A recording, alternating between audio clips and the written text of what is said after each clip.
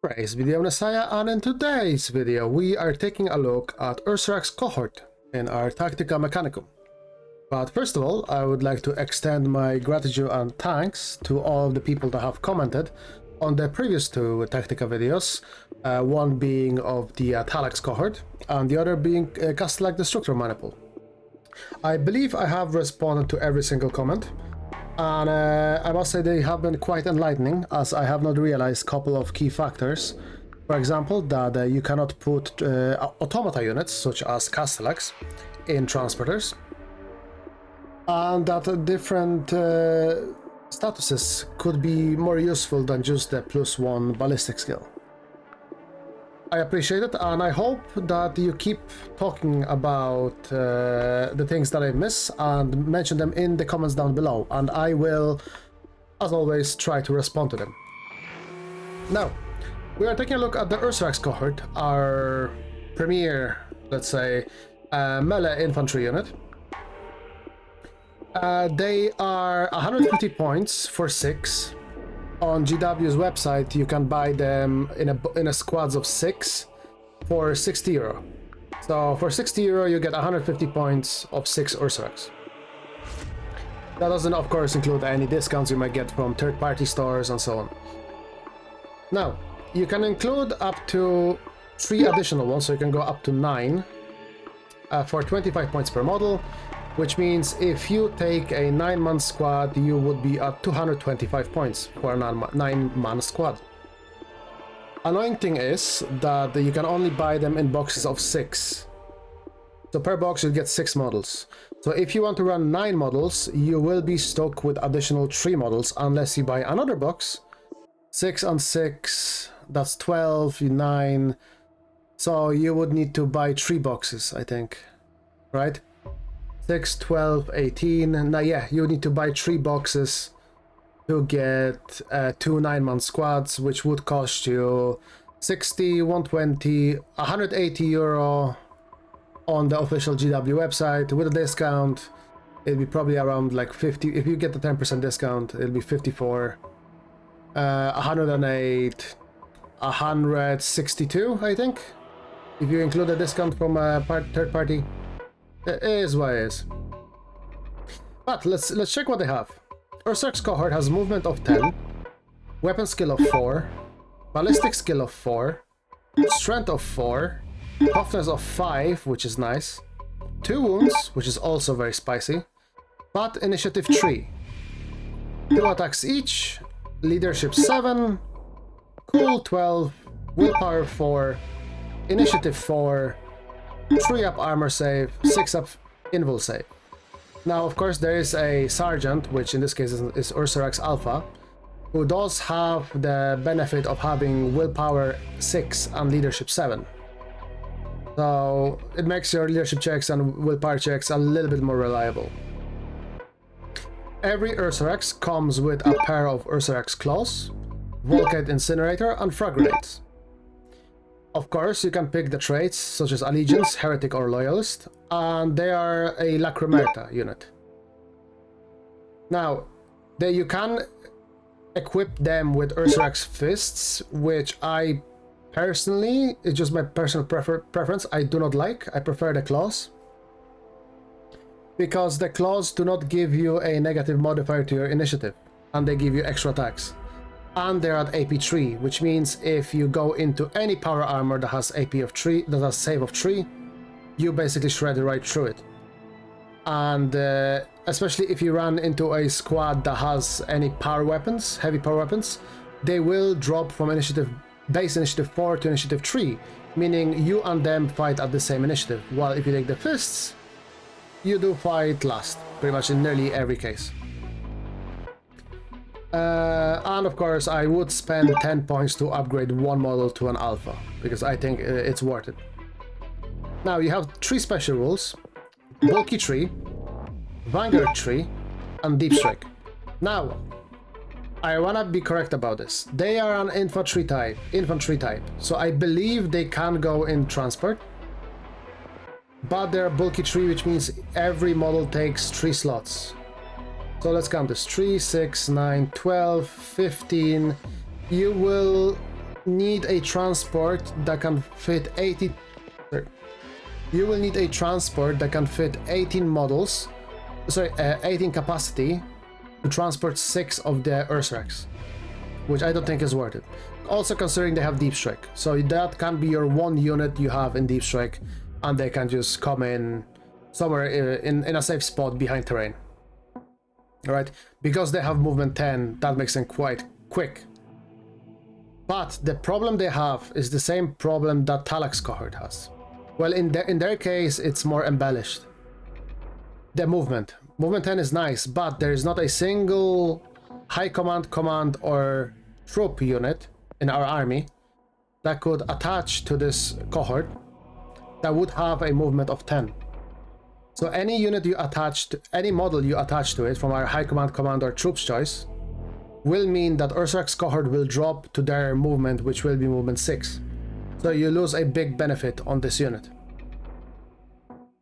Movement 10 is very key for this unit, as they're not the tankiest. I mean, 2 wounds is pretty good, especially if you go against like the spoilers. Or even tacticals, you know, anything that has a basically any basic marine unit with a 3-up power armor. The 2 wounds will make them quite survivable, and the 3-up save will do some work against most of the chainsword attacks. And if with a few power weapons that the enemy might have, you have a 6-up invul, which is not reliable, but you will save one in every so often, right? But they're not the sturdiest. That's why I believe that the Ursarax claws are just a straight up better choice. Because you're not counting on them surviving against power weapons. So let's see, Ursarax claws have 3 extra attacks, so you go up to 5 attacks per guy, which is big. At strength 4, which is Marine's toughness is usually 4, AP 3 1 damage breaching 6 up. So you put them even into a 2-up armor save unit that has toughness 4. Like, I believe Dawnbreakers from Blood Angels, I believe they're 2-up and a toughness 4. Because of their breaching 6-up and with the amount of attacks they have, 5 per model, if you are running a 9-man squad and all of them get in range, you will get a couple of 6s and you will go through the Dawnbreakers armor quite effectively. They blend any tactical assault squads, the spoiler squads, anything with a 3-up armor, so they blend them. But let's take a look at the Ursarax Fists. Their initiative modifier -2, so you're at initiative 1, which means you will always strike last. Only 2 attacks, no attacks bonus there. Strength +2, which is nice. Strength 6, so you wound on trees, most of the things. Most of infantry.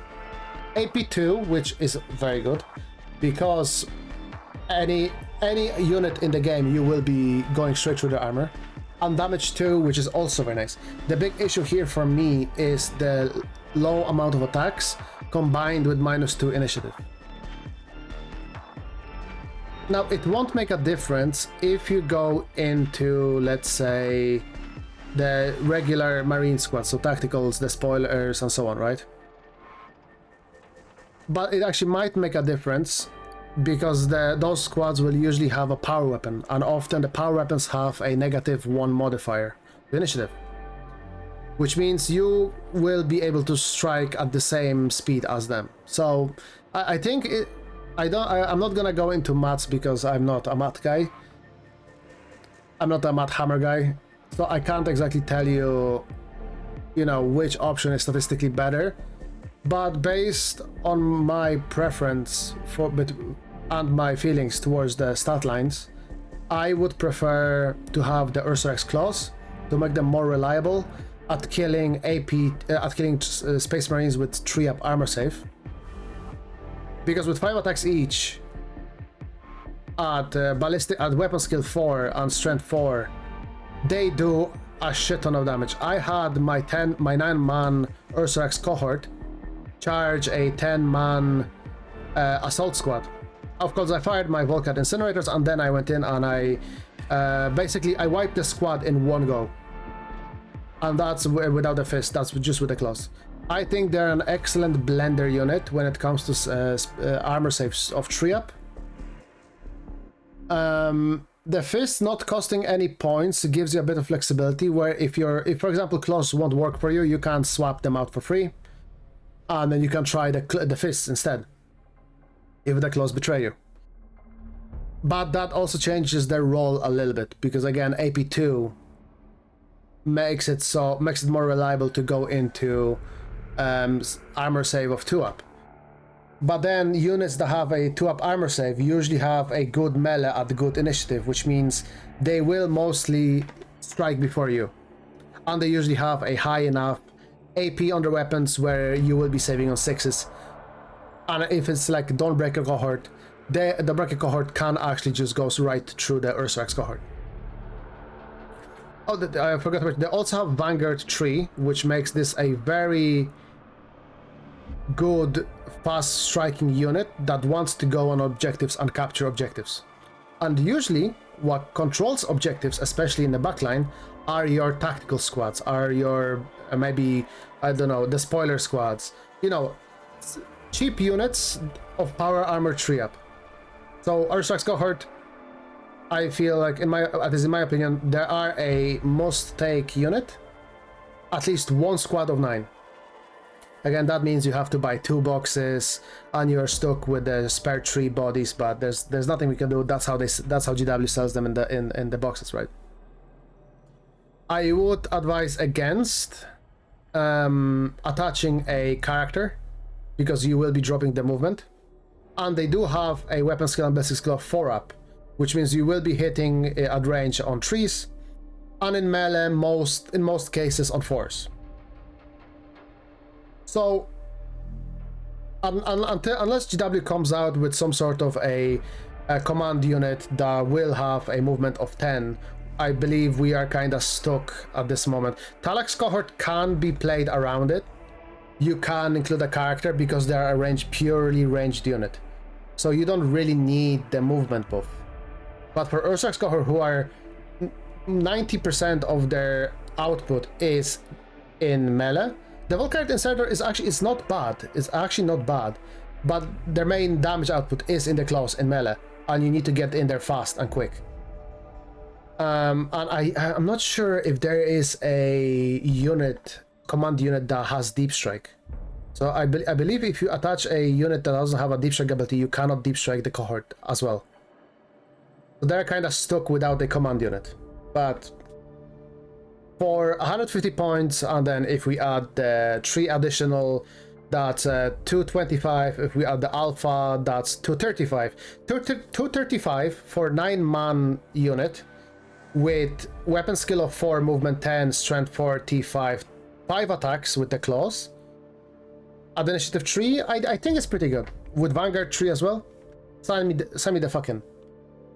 There's not much else to say. They are a very simple, straightforward unit that knows exactly what it wants to achieve, and that is to go in fast, go in hard against power armor 3-up units and blend them. They are also a good unit to fight over the midboard if you can stage them correctly as a counterpunch unit.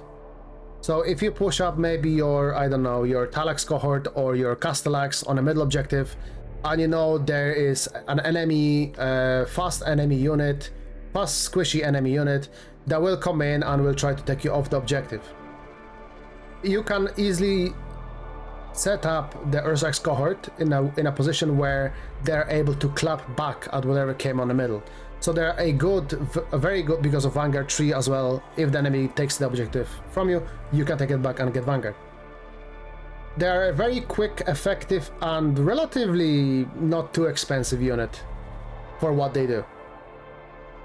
But now the slot they take, which is actually important, and we will go into if we can find it. Yeah, Lacrimerta, Panoply of Cruelty. Because of the slot they take, you can actually take multiples of it, and all of them become prime. Now, their prime advantage is actually very good. It's called Prime Specimen. Every Lacrimerta prime unit gets strength +2 and wounds +1. So these guys with prime advantage become strength 6, so you don't even need the fists. But if you were to include the fists, your strength goes to strength 8. Now that is significant enough, because you will be wounding regular marine bodies on 2s. But again, that changes a little bit of the unit's role. I would still take the claws, make them, if you're taking a lot of them, take the panoply of cruelty, give them the prime advantage, and they will get strength 6. So you are hitting on 4s, wounding on 3s, regular, tactical, or the spoiler squads, which is what they're designed to blend, in my opinion. And +1 wound makes them that much more survivable, because most of the marine weaponry will be doing damage 1, which are your chainswords. I think heavy chainswords and power swords.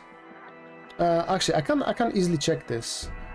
Let me just pull up my the spoilers for my what's it called, Blood Angels and the Dawnbreakers. So Dawnbreakers have a Falling Star Power Spear, initiative +1, so they're initiative 5, so they hit first. Strength 4, which means they wound you on 5s, which actually makes a lot of difference, because I had the Dawnbreaker cohorts charge them and they just couldn't get through the toughness difference. At AP 3, which means that if they do, they get through the armor, but they're only damage 1. So they would need to get 3 attacks through to kill one Ursarax that has the prime advantage. And that is deceptively chunky. Yeah, that is actually pretty good. Now the problem is that the Brick Cohort is like 2 wounds, armor 2 up, so the claws don't really do that well against them, but that's just an example, right? If I were to pull up a Assault Squad is save 3 up, which means your claws go straight through them. Bam bam. They're initiative 4, which means that you will be unfortunately striking after them. But, you know, there's nothing you can do about it. But yeah, their weapons are mostly chainswords, of course, a couple of extra weapons here and there. But it's mostly damage 1. Which means that with 3 wounds, they really need to get quite a lot of attacks. And chainswords do not go through your armor. So, yeah. Ursarax, if you're taking Ursarax and you're taking many of them, do take Panoply of Cruelty, give them prime advantage, prime specimen, and they are becoming a blending unit. So that was Lacrimerta. We have the benefits, of course, as well, but we won't be attaching any models to the Ursarax Cohort. Oh yeah, the Panoply of Cruelty also have a stipulation where it says that heavy slots in this attachment can only be used to select Ursarax Cohort, which is exactly what we want to pick, and is the, I think, only unit that we can actually pick, or one of the 2 units. Yeah, but they're not Lacrimerta, so I think that's the only unit we can take anyway. And I would strongly suggest considering the Lacrimerta prime advantage for them. We won't go over the Cyberturgic rights, because in my opinion, you shouldn't attach a character to them. So there's no point looking at it. Well, the Talax Cohort, if we can have a maybe very quick look. Talax Cohort, I feel like they do need a leader, a character to lead them. Where are they? I think, watch, it's next page. No. Yeah. To make their shooting more reliable, but also to like not only to do guidance, but also the other Cyberturgic rights will be useful on them, and not to mention that Aegis of Pain doesn't activate until they do get a status on them, Cyberturgic status. I feel like they do need a leader, while these lads can operate independently and they can just blend shit. Just one second. Right, so here are some of my Ursarax that I've done. As always, at the end of the video, I want to showcase a few of the models that I've done. Very bloody claws, because they are on a little funny face, because that's a display, like a visor kind of thing, so I thought of making the funny face. Nice little base. Yeah, pretty simple, straightforward. A lot of dry brushing of metal. But that's one with a funny face. And that's another one with an angry face. And also bloodied claws. I love the look of the bloodied claws on them.